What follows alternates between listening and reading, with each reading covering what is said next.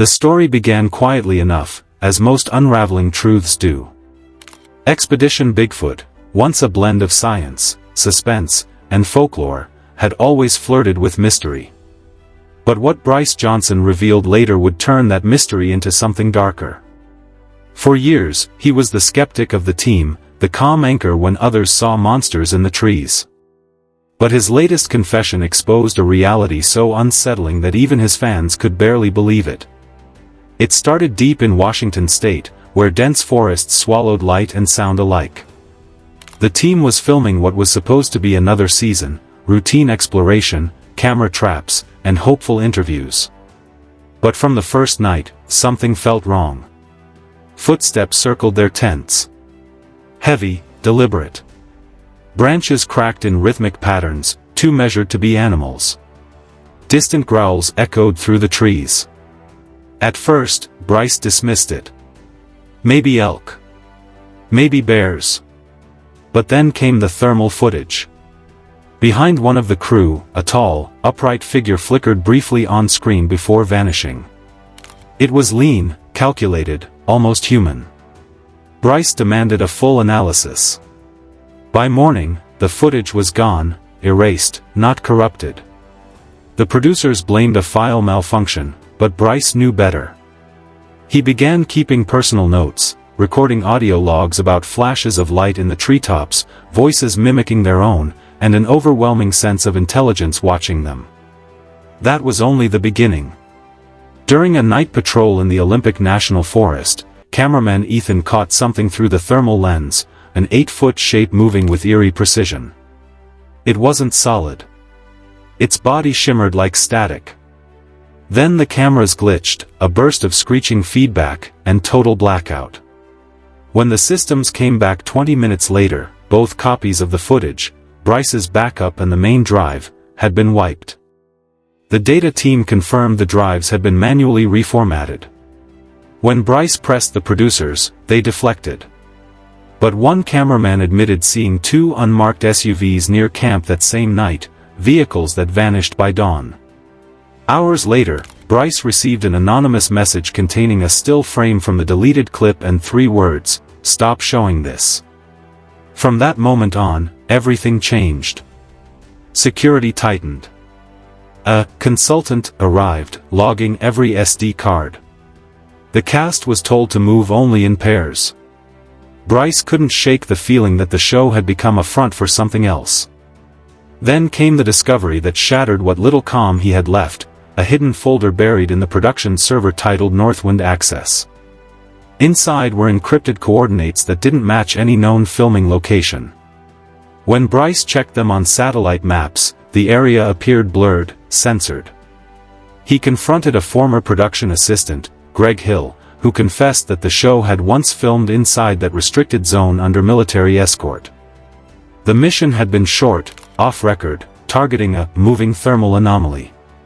His GPS pinged wildly, jumping miles in seconds before going dark. When Bryce and others reached his last known location, they found the drone still humming, but Chris was gone. Only his headset remained, snapped in half, crushed by force far beyond human strength. Authorities arrived before sunrise, but they weren't park rangers. They wore black uniforms, carried no IDs, and ordered the team to leave. Hours later, Bryce was given a pre-written statement claiming Chris had left for personal reasons. He refused. The footage of that night disappeared the next day. Bryce now saw the pattern, every breakthrough erased, every witness silenced. His skepticism shattered, Bryce started investigating in secret. One night he found a strange audio anomaly buried in backup recordings, a rhythmic pulse repeating every few seconds. When slowed down, it revealed hidden tones, an encoded sequence. A trusted sound engineer later confirmed it was man-made, a communication signal used in classified Black Ops systems. The coordinates encoded in the signal led straight to Fort Lewis, a restricted military test range, mere meters from where Chris disappeared. Then came the message that changed everything: "You're getting too close, Johnson. Stop decoding what you don't understand." Bryce's paranoia consumed him. he stopped sleeping. His hotel keys failed. His phone drained overnight, even when off. And once, while driving home, he noticed a black SUV trailing him for nearly 2 states. Soon after, a private audio leak surfaced online, Bryce confiding to a friend that he'd been warned not by the network, but by someone above them. In the recording, his voice trembled as he whispered, "They said if I talk, I'll end up like Chris." The clip spread across Reddit and paranormal forums before being scrubbed from nearly every platform. Bryce vanished from public appearances for 2 weeks. When he returned, he looked haunted, barely speaking. "Some things out there aren't meant for TV," he told a reporter. "And some of them are watching us." It didn't sound like promotion anymore, it sounded like a warning. Determined to reclaim the truth, Bryce assembled a small team of former colleagues and returned to the last filming site near Mount Hood, Oregon. There, their gear malfunctioned again, drones froze, compasses reversed, and power drained in waves.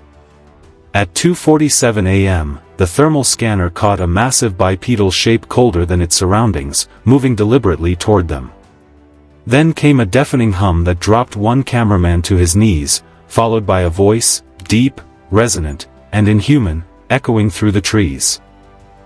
Echoing through the trees, "Do not return." The next morning, their camp was in ruins. Cameras cracked, memory cards melted, and tree bark bore scorched rings as if seared by invisible heat. But one drive survived. When Bryce stabilized the corrupted footage, he saw a faint outline, a towering, humanoid shadow matching a figure once glimpsed in Expedition Bigfoot's earliest, now buried pilot episode. He knew what he had. Proof. And he knew what it would cost. 2 days later, Bryce contacted a Travel Channel executive, offering to hand over the footage. Before he could, the network abruptly shut everything down, offices restructured, contracts frozen, and the show placed on indefinite hiatus. He wasn't shocked.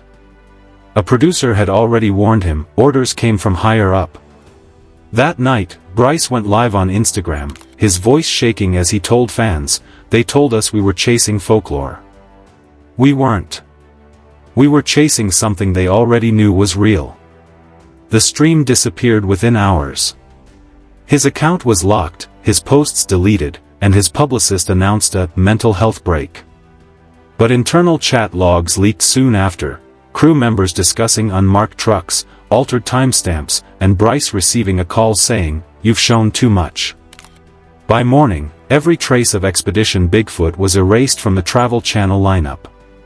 Episodes vanished. Reruns deleted. Even old interviews were purged. To the public, it looked like a quiet cancellation.